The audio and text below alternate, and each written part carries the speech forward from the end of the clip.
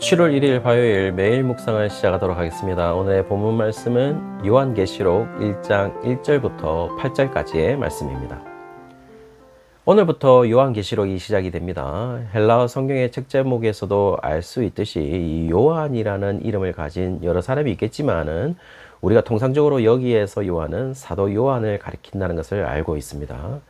그리고 계시라는 단어를 붙여서 책 제목을 달았다는 것이죠. 이 계시라는 말은 1절에서도 나타나지만 아포칼립시스라는 단어로 드러냄, 진실의 폭로, 표시라는 의미를 가진 단어입니다. 따라서 1절에 예수 그리스도의 계시라고 해서 원문상에도 예수 그리스도를 소유격으로 표시를 해서 헬라어 명칭으로는 속격으로 표시했기 때문에 이 두 가지 모두 가능한 해석인데요. 그 두 가지는 예수 그리스도에 대한 계시라고도 할 수 있고 예수 그리스도께서 주신 계시라고도 할 수 있을 것 같습니다. 어떤 것을 취한다고 할지라도 어느 정도 의미는 있다고 생각을 합니다. 다시 말씀드리면 요한계시록은 예수 그리스도께서 사도 요한에게 주신 계시의 말씀이고 그 주제는 당연히 예수 그리스도일 수밖에 없음을 이야기하는 것으로 보입니다. 더 정확하게 말하면은 예수 그리스도께서 다시 오실 때까지 이루어질 일들에 대한 것들을 이야기할 것임을 우리에게 알려주고 있는 것이죠. 그리고 그런 이야기를 할 것이라는 것을 1절 하반절에 속히 일어날 일들을 그 종들에게 보이시려고 그의 천사를 그 종 요한에게 보내어 알게 하신 것이라고 요한계시록에 무엇이 기록될 것인지를 이야기해 주고 있는 것이죠. 따라서 지금 요한계시록의 가치를 높이는 것은 저자인 사도 요한이 이것이 나의 말이 아니라 예수 그리스도께서 전하시는 말씀이라고 완전한 진리의 말씀이라는 것을 자신을 저자로 두지 않고 오히려 자신을 독자나 예수님의 말씀을 듣는 청사의 한 사람으로 두고 있음을 알 수가 있죠. 2절에서는 요한은 단순히 이 청자의 위치에서 이야기하는 것에 머물지 않고 있습니다.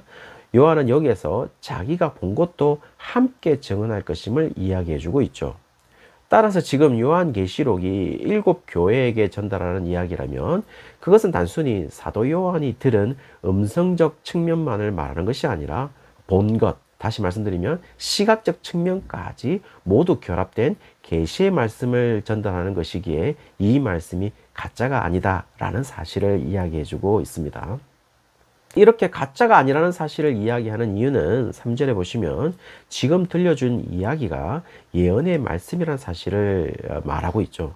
예언이라는 이 프로페테이아라는 단어는 그 단어가 가진 성격 때문에 미래적 국면을 이야기한다는 점이 강하게 부각이 됩니다. 따라서 미래에 되어질 일들에 대한 정당성과 이 신뢰를 확보하는 일은 그만큼 지금 전달하는 내용의 신뢰성에 달려 있는 만큼 사도 요한은 단순히 듣는 것을 전달하는 것이 아니라 자기 본바로서 전달하는 것임을 이야기해 주고 있죠.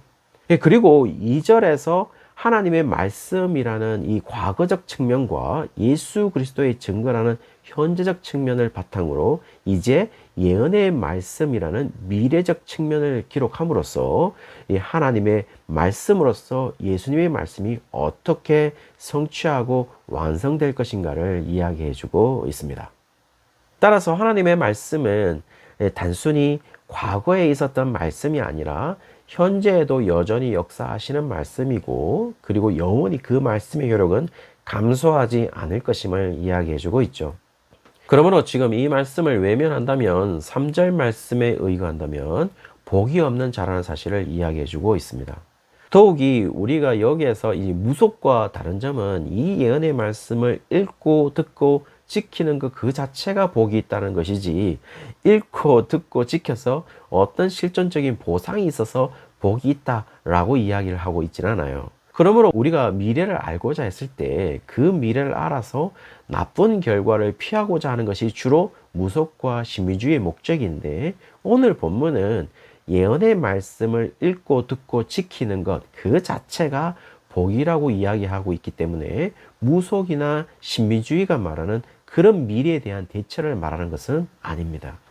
실제로 무속과 신비주의 구조에서 이해한다면 행위로 인한 복이 시간의 순서를 가지는데요. 행위가 먼저이고 복이 그 보상으로 나중에 오는 결과로서 일어나지만 본문상의 이 동사들의 시간적 순서는 모두 동일 시점으로 기록되고 있다는 겁니다. 따라서 이 읽는 시점, 듣는 시점, 그리고 지키는 시점, 복이 있는 시점이 모두 동일한 시간대에 이루어지고 있는 것이라면 적어도 원인과 결과로 일어나는 시간적 순서를 이야기하는 것은 아니다라는 것을 말해주고 있죠.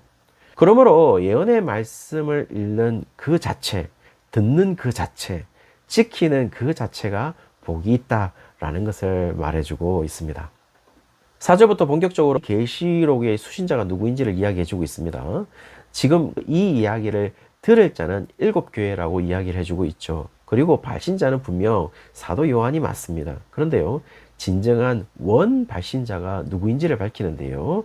그것은 4절에 이제도 계시고 전에도 계셨고 장차 오실 이로써 하나님을 이야기하고 있고 그 보좌 앞에 있는 7영으로 여기에서 7이라는 이 숫자가 가리키는 것은 7교회 중 단 하나의 교회도 제외되지 않고 긴밀한 관계를 가지고 있는 영을 가리키고 있고 하나님 보좌 앞에 있는 영은 바로 성령이라고 간주할 수 있겠죠. 그리고 5절부터 예수님에 대한 이야기도 나옵니다. 그렇다면은 지금 수신자는 7교회들의 성도들이지만 발신자는 사도 요한이지만 진정한 원 발신자는 누구냐면은 The Original Sender는 바로 삼위일체 하나님이라는 사실을 이야기해주고 있죠. 그리고 그 하나님이 은혜와 평강을 줄 것이라는 사실도 이야기해주고 있습니다. 따라서 수신자인 이 7교회 성도들이 은혜와 평강을 얻을 수 있는 곳은 바로 삼위일체 하나님밖에 없다라는 사실을 말해주고 있죠. 특별히 예수님에 대해서 진술할 때에 조금 더 자세하게 진술합니다. 삼위일체 하나님이 우리를 사랑하신 결정적인 사건이 5절 하반절에 보시면은 그의 피로 우리 죄에서 우리를 해방하셨다고 이야기하는 것은 바로 예수님의 십자가 사건을 의미하는 것이라는 것을 우리가 알 수가 있죠. 사실 이 표현이 그냥 보이지만 조금 노골적인 표현을 하면 하나님이 우리를 사랑하셔서 자기 아들을 죽게 만들었다라는 것을 표현하고 있다는 겁니다. 그리고 이것에 머무르지 아니하고 우리를 나라와 제사장으로 삼았다라고 이야기를 해주고 있죠. 이 표현은 출애굽기 19장 6절에 보시면은 너희가 내게 대하여 제사장 나라가 되며 거룩한 백성이 되리라. 너는 이 말을 이스라엘 자손에게 전할지니라 라고 기록을 하고 있어요. 아마 이 구절을 인용한 것으로 보이는데요. 단순히 출애굽에서 해방받는 것에 그치는 것이 아니라 그들의 정체성이 제사장의 나라이고 거룩한 백성이라는 사실을 이야기해주고 있습니다. 이 표현이 정말 중요한 이유는요. 실제로 이 편지를 받는 성도들은 굉장히 어려운 상태에 있습니다. 왜냐하면 요한계시록의 저작 시기가 90년대 중후반이라면 그야말로 기독교에 대한 박해가 최악이었을 가능성이 높습니다. 오히려 그들의 신세는 출애굽 이전의 히브리 노예들에 가까운 신세일 수도 있습니다. 그럼에도 불구하고 너희들은 해방되어서 제사장이고 거룩한 하나님의 백성이라는 것을 말하는 것을 통해서 지금 핍박받고 목숨이 사라질 수 있는 그들에게 너희들이 어떤 존재이다 라는 것을 정확하게 알려주고 있는 것이죠. 그것을 통하여서 소망을 불러일으키고 있습니다. 그리고 7절부터 예수님이 다시 오시는 날 주님으로 인해 핍박을 받고 목숨을 다한 자들은 궁극적인 구원의 완성을 경험하면서 확실한 승리를 경험하겠지만 그날에 주님과 주님을 믿는다는 이유만으로 성도들을 핍박했던 자들은 심판을 받을 것임을 이야기해주고 있습니다. 한마디로 역전될 것이다 라는 것을 말해주고 있죠. 그 역전의 현장을 스케치해보면 초림의 예수님을 경험한 자들은 극히 소수였습니다. 더 정확하게 표현한다면 제자들 정도라고 말할 수 있겠죠. 그러나 재림의 예수님은 그것을 눈으로 경험하는 자들은 분명히 7절에 각 사람이 눈을 보고 예수님을 찌른 자들도 땅에 있는 모든 족속이 보게 될 것이다 라고 이야기를 해주고 있어요.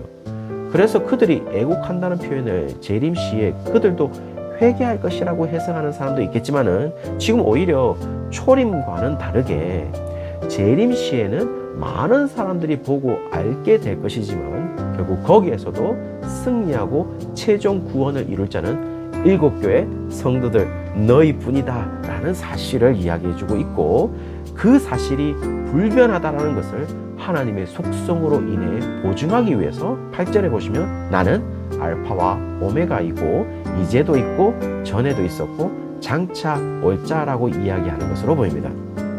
따라서 지금 핍박으로 이 오늘 죽음을 당해도 이상할 수 없는 소수로서 최약자인 이 그리스도인들에게 너희들이 최종 승리자라는 사실을 알리기 위해서 지금 이 편지를 보내는 것으로 보입니다. 사랑하는 성도님들, 오늘 비록 인생의 난관을 거쳐가고 있다고 하더라도 초대 교인들처럼 장차 최종 승리자라는 사실을 잊지 않고 결국에는 역전을 이루게 될 사람들이다 라는 것을 잊지 않고 살아가는 성도님들이 되시기를 주의 이름으로 축원합니다.